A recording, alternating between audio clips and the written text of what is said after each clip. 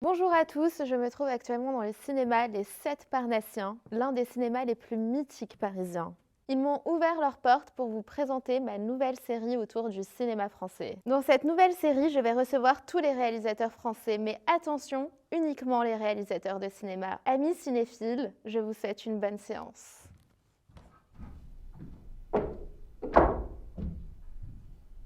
Des types vous ont jeté des pierres. C'était vraiment une aventure, hein. Parlons de Charmant Garçon, Ah, le seul film que vous dit-elle en me avez... regardant avec insistance. J'ai pu aller fêter mon César avec mon beau costume. Et je me suis rendu compte qu'il était meilleur que moi. Pardon de ce... J'ai pas compris. J'ai chanté une chanson devant 40 000 personnes quand même. C'est pas le moment le plus glorieux de ma carrière. Et à ce moment-là, les gens applaudissent. On applaudit. Merci beaucoup Patrick Chenet pour cette interview. Ben, merci à vous, merci de m'avoir interviewé. Il se rêvait footballeur car il pensait que c'était le chemin le plus simple vers la gloire. Il a préféré ensuite jouer sa vie sur une scène plutôt que jouer au ballon dans un stade. Des naufragés de l'île de la Tortue à la lectrice, c'est un de nos derniers géants. Il appartient à cette génération de grands seigneurs dont faisaient partie Rochefort, Brasseur, Noiret et Marielle. Georges Braque disait « L'art, c'est une blessure devenue lumière », alors c'est sans doute pour maquiller ses grimaces en sourire de géant qu'il est devenu un grand acteur. Patrick Chenet, bonjour. Bonjour. Merci d'avoir accepté cette interview. Donc on va revenir sur toute votre carrière. Ouais. Racontez-nous votre jeunesse de footballeur. Voilà. Alors ma jeunesse de footballeur, c'était assez succinct quand même. C'est-à-dire que, évidemment, comme beaucoup de gamins, je rêvais d'être footballeur. J'allais au stade toutes les semaines. Et puis la première fois que je suis allé au stade, j'avais 7 ans. C'était avec mon père. J'étais le titulaire dans l'équipe au FC Rouen, donc j'étais ailier droit. Et j'avais un remplaçant qui me jouait 10 minutes par match, en fin de match, quand j'étais un peu fatigué. Et je me suis rendu compte qu'il était meilleur que moi. Et vous aviez Et quel puis, âge à ce moment-là? j'avais 15 ans par 15 là. ans, ok. 15 ans. Et si mon remplaçant est meilleur que moi, ça va être chaud pour faire une carrière dans ce milieu qui a déjà été très convoité. Et, comme disait ma grand-mère, beaucoup d'appelés et peu d'élus. Donc ça vous paraissait plus facile de percer dans le cinéma plutôt que le football? Ben, ça dépend pour qui. Pour Mbappé, je pense que c'est plus facile de percer dans le foot que dans le cinéma. Pour moi, je pense que c'est le contraire. Alors que le cinéma, c'est très loin. C'était là-bas à Paris, ouais, c'est à la télé ou au cinéma. C'était un truc un peu mythique, quoi. C'était très très loin. Ouais. Il y a un film 4-0 de Fabien Antoniente sur le football. Pourquoi ne pas avoir joué dedans? Ah bah parce que il me l'a pas proposé, tout simplement. Ah, ok. Ouais, ouais, c'est aussi simple que ça, vous savez. Quel système aviez-vous inventé avec votre femme pour ne pas voir les résultats des matchs que vous Ah oui. regardez en différé? Oh là là, oui, là c'était compliqué parce que, vous savez, je joue souvent au théâtre ou même parfois quand on tourne au cinéma, c'est pendant les matchs. Et moi j'enregistrais les matchs et je voulais les regarder en rentrant. Sauf qu'évidemment, si on enlève le suspense du résultat, si on sait un résultat, on enlève 80% du plaisir d'un match. D'ailleurs, vous préférez jouer dans des pièces de théâtre ou faire du cinéma? Ah, euh, C'est différent. oui, c'est différent, c'est différent.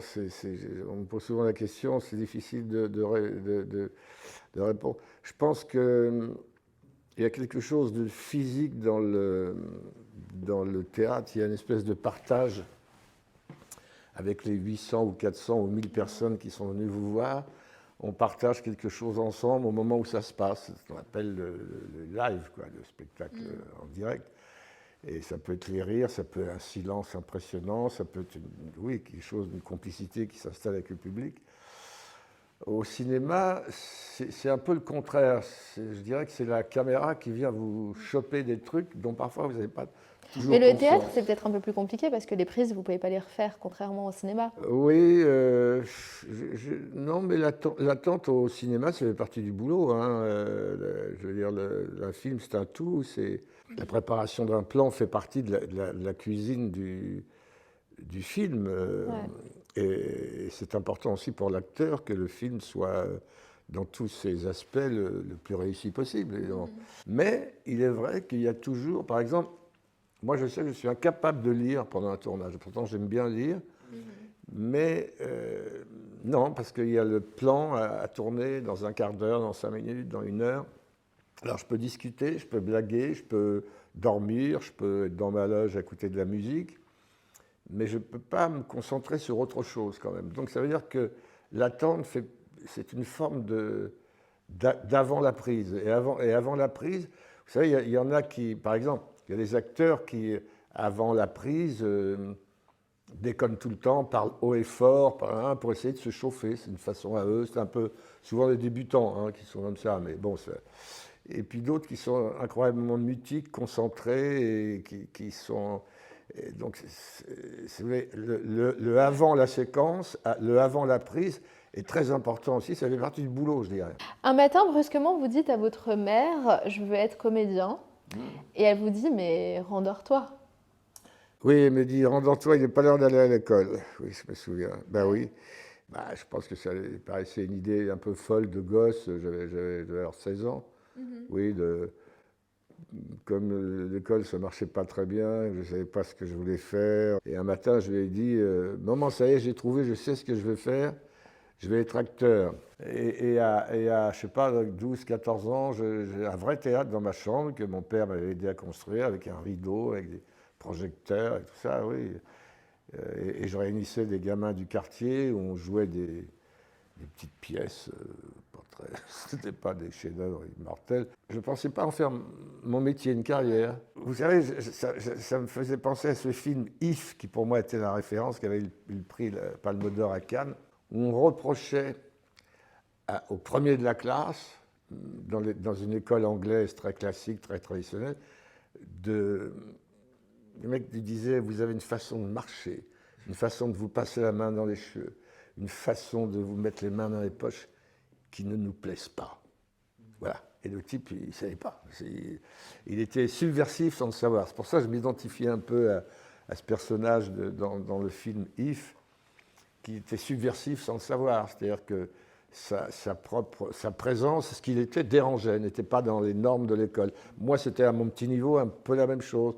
Je ne sais pas si je dérangeais, mais je n'étais pas exactement un produit pur du conservatoire, quoi. Est-ce que d'ailleurs ça permettait de se faire repérer les remises des prix? Ouais. Ah oui, oui, à l'époque, oui. Moi, j'ai eu ma photo aussi sur la première page du Figaro. Ah oui, Figaro, la photo en première page, premier prix de conservatoire. Ouais. Ah oui, oui. Non, tout de suite, j'ai été engagé pour jouer et tout. Non, c'est très important. Si tu gagnes ça, t'es quelqu'un, quoi. Oui, et que maintenant, tout ça est fini, c'est ce qui est dommage. Le 6 octobre en 1973 sort votre premier film, Les Naufragés de l'île de la Tortue. C'était un cauchemar apparemment. Quoi? Non, non, c'était pas, c'était une aventure, c'était vraiment une aventure. Hein. Ah ouais? Il n'y avait pas de scénario, il y avait une idée, un pitch, et Jacques Rosier, que j'aimais beaucoup, qui est mort il y a peu de temps, nous mettait dans les acteurs que nous étions. Il y avait Pierre Richard, il y avait Villeray, il y avait moi et d'autres, et Pierre Barou aussi, et d'autres qui ont disparu, mais il mettait les acteurs dans les conditions des personnages. Les personnages dormaient n'importe où, étaient obligés de pêcher ou de chasser pour bouffer. Bon, on n'était pas là, mais la bouffe arrivait en retard et tout exprès. Bon. Donc ça créait des tensions, ça créait des énervements, des fatigues. Moi, c'est la première fois que je tournais, donc je découvrais. Et puis on improvisait beaucoup. Il n'y avait pas de scénario, on improvisait. Ils nous faisaient boire du petit. Ah, vous allez boire pour. Ah, il vous allez boire pour, je sais pas quand même, pour qu'on soit en forme. Ouais. Le 4 mars en 89, vous recevez un César et vous n'êtes pas là. Vous étiez en tournée de théâtre à Annecy et vous êtes mis sur votre 31 car vous sentiez inconsciemment que vous alliez fêter quelque chose. Oui, c'est juste, oui. Oui. C'était à Annecy et c'était un samedi soir, le César, et je me rappelle que je m'étais bien habillé, j'avais mis ma belle chemise, une belle veste et tout, parce que je sentais que j'allais fêter quelque chose le soir. Je ne pensais pas forcément au César d'ailleurs, enfin je pensais, mais pas fêter forcément le César, je ne pensais pas. Mais je me suis fait beau, donc c'était un peu une espèce de prémonition. Ouais. Et la nana qui joue avec vous dit tu es là, tu es là. Et elle pensait qu'elle parlait de la valise, mais elle parlait du César en fait. C'était incroyable cette soirée. Je jouais au théâtre, c'est pour ça que je n'étais pas à la cérémonie. Et la veille, à la fin du spectacle, je sortais avec une valise, c'était un moment important, je sors avec la valise, je pars. Et la veille, j'avais oublié de prendre la valise. Je suis sorti sans valise. Et alors, bon, ça avait fait un petit... La valise, il faut prendre la valise, sinon on ne comprend plus. Bon. Et ce jour, je César, elle me dit, tu l'as, tu l'as. Et je pensais qu'elle parlait de la valise. Donc je dis, mais oui, je l'ai, la valise, elle est là. Elle me dit, non. Et à ce moment-là, il y a une autre actrice qui a fait comment dire, qui a annoncé que j'avais le César et que voilà. Donc c'était très émouvant parce que d'abord c'était une très bonne représentation.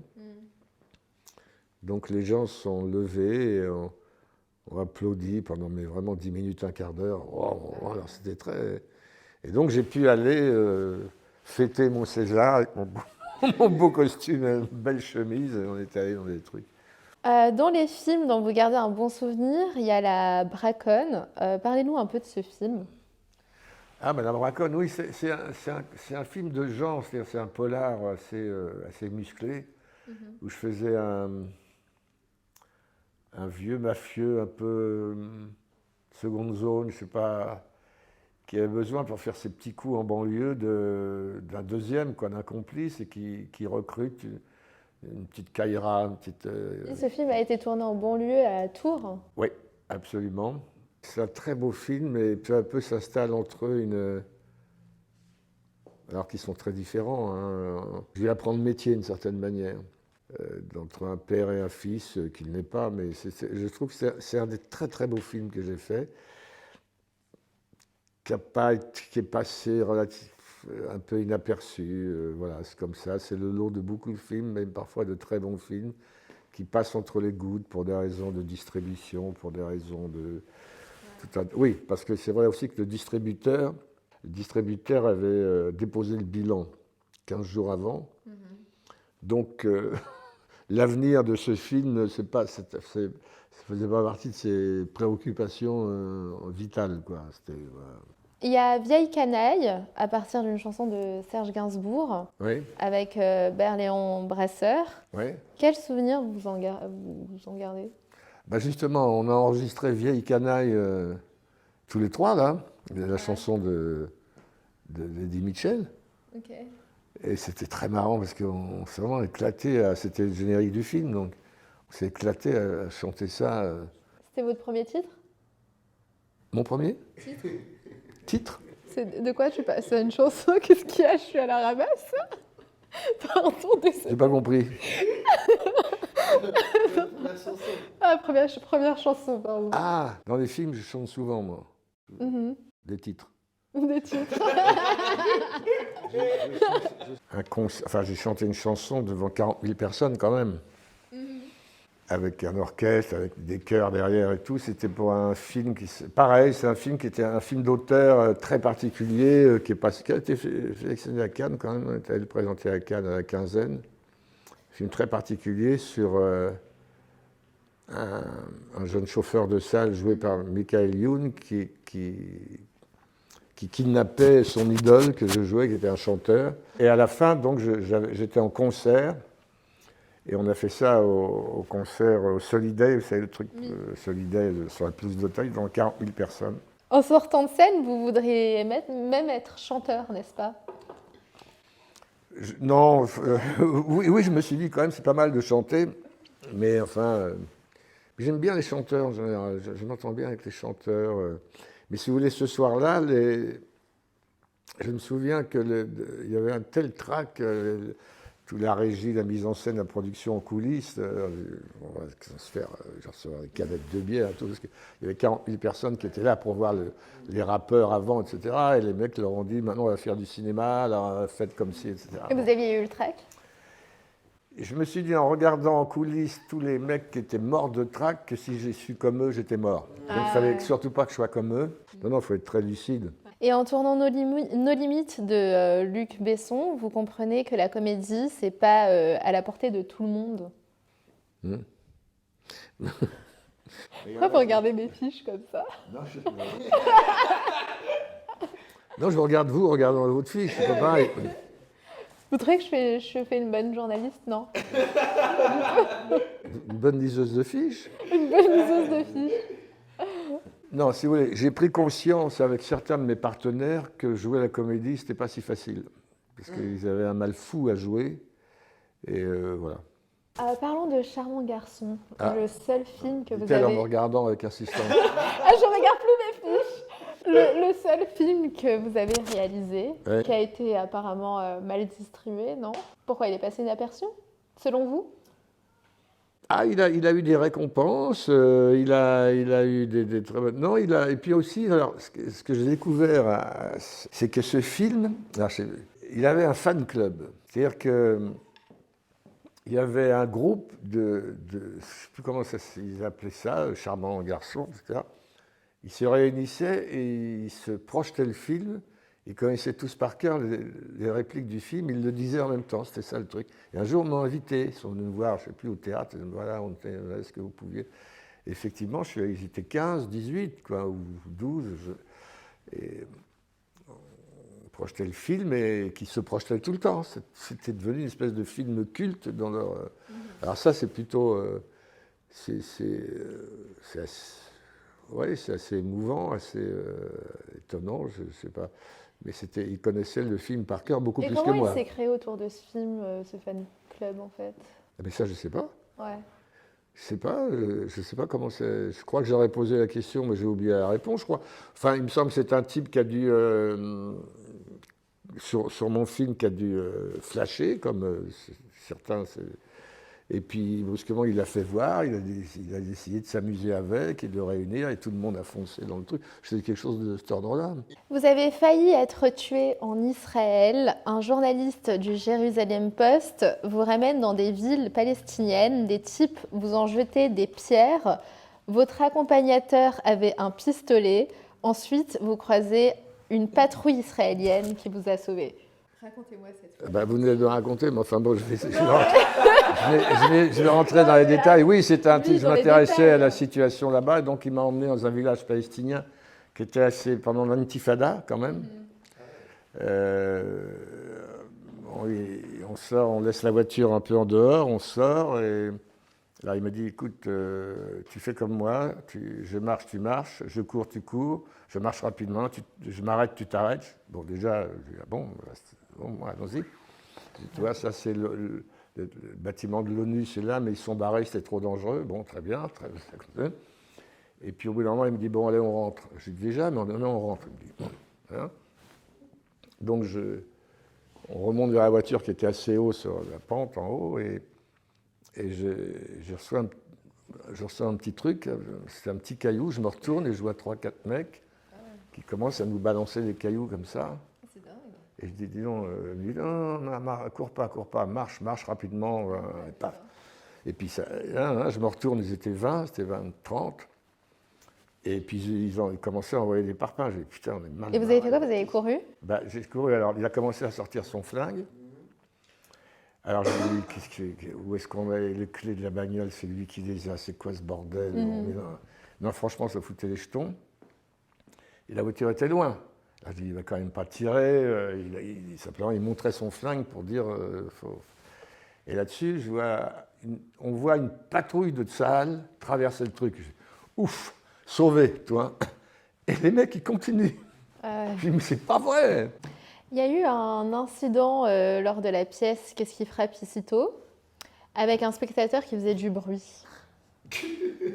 C'est pas le moment le plus glorieux de ma carrière, non, simplement c'était au Théâtre Montparnasse, donc juste à côté, là. Ça m'est jamais arrivé avant ni après, mais il y avait les gens, le spectacle ne leur plaisait pas, ils s'ennuyaient, ils le faisaient savoir, plus ou moins, ils se mettaient en boîte, quoi. Voilà, et à un moment, je devais m'écrouler en pleurs dans la pièce, et là, je me suis dit, là, il faut qu'ils arrêtent, quoi. Alors je m'écroule en pleurs, c'était un moment assez assez impudique, assez difficile, et j'entends « Oh, il pleure ». Alors je m'arrête de jouer, je dis « Je peux avoir la lumière dans la salle ?» Et le régisseur n'était pas là, il était parti au bistrot. Bon, voilà. Donc je continue, je dis « Vous êtes dans le noir, c'est très courageux, moi je suis dans la lumière, venez là qu'on vous voit sur scène maintenant. » Et Ça doit être énervant. Et le mec, il me dit « Viens là, toi. » Donc dans la... C'est-à-dire, on ne réfléchit pas en ces cas. J'ai sauté dans la fosse d'orchestre et j'ai pris le type. Il n'y avait pas beaucoup de monde, donc c'était très facilement repérable. Ça ne marchait pas le truc en plus. C'était 2 couples, j'ai pris le mec et j'ai donné. Enfin, j'ai fait semblant de lui donner un coup de boule. Ouais. C'était plutôt pas une caresse non plus, mais c'était pas très violent, quoi. C'était plus. J'étais très très énervé. Voilà. Et après, je suis remonté sur scène. Alors, bon, bordel, les pompiers de service, les ouvreuses, tout ça. Je suis remonté sur scène et j'ai commencé à, non pas engueuler les gens, mais à leur dire, écoutez, il faut qu'on fasse la police, je viens pour, etc. Là-dessus, le régisseur était rentré. Il actionne le rideau, qui était un rideau à l'allemande, et je reçois le rideau sur la tête. Et à ce moment-là, les gens applaudissent. On applaudit. Alors, je me demandais s'ils pensaient que c'était dans le spectacle, parce que c'était une histoire de prise d'otage. Les gens ne savaient pas trop si c'était pas dans le spectacle, ça ne faisait pas partie du truc. Enfin, voilà. Non, mais si vous voulez, ma réaction n'est pas la plus glorieuse, mais c'est vrai que depuis, dans ce cas-là, il vaut mieux... ça faisait, le spectacle durait 2 heures, 2 heures moins le quart, ça faisait 1 heure et quart, qui nous chauffait. C'est vrai que ça doit être compliqué de rester professionnel dans ce genre de situation et de rester calme. C'est un spectacle où je suis tout seul, c'est un seul en scène, comme on dit. C'est très intime, donc il y a 120 places, donc c'est exactement la grandeur qui me convenait. J'ai découvert un théâtre très marrant, il y a 6-7 spectacles, il y a 3 salles qui se succèdent, tout ça. On m'a proposé tout le monde me disait, il faut en faire un spectacle. Voilà, au bout d'un moment, je vais plonger. Donc je suis allé à Avignon, c'était à faire un tabac, comme on dit. Donc j'ai décidé de continuer l'aventure à Paris, et ça marche très bien, c'est très agréable. C'est 1 heure en scène, 1h20 en scène tout seul. Ok, bon, en tout cas, merci beaucoup Patrick Chenet pour cette interview. Merci à vous, merci de m'avoir interviewé.